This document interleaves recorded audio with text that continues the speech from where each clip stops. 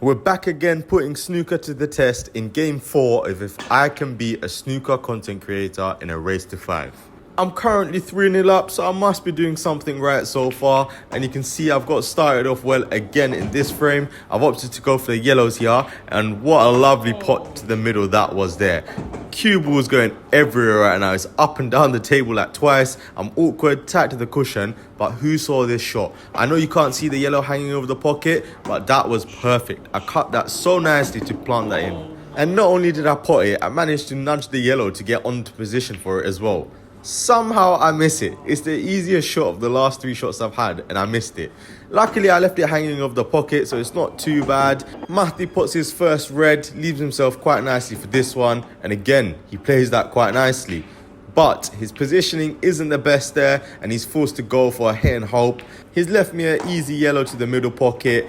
I have one ball hanging over the pocket still, but I opt to go for a skill shot there because I knew after I potted that, I wouldn't have anything on. And whilst I did pot it quite nicely, I felt like I was a bit robbed here to not land on something a bit better. I'd hoped to have got a bit more lucky. Again, Mahdi's back in, but he hasn't made the most of his shots here.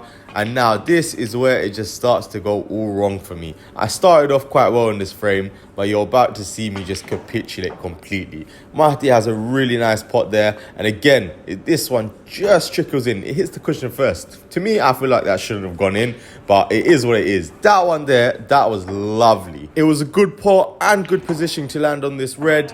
He didn't have to do that much here. He could have left it a bit lower to try and play this red into the middle. Unfortunately, he's basically snookered himself. He could only see it half ball, and he's put me back in here.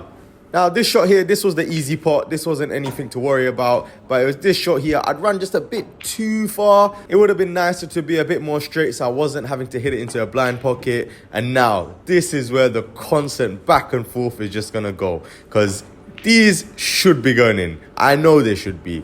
But you just have those days and those moments where nothing seems to go right. And again, I'm snookered here. I managed to just swerve it just to make contact with it. But you can see I was literally going to leave it perfectly for him right there. He didn't have to do much of the cue ball here. He's done a bit much. And now for this black, if he went for the middle pocket, it was going in off. If he went for the corner there, he was probably going in off as well. So he was trying to go for a double. Again, this was so much closer to the pocket and I should have potted it.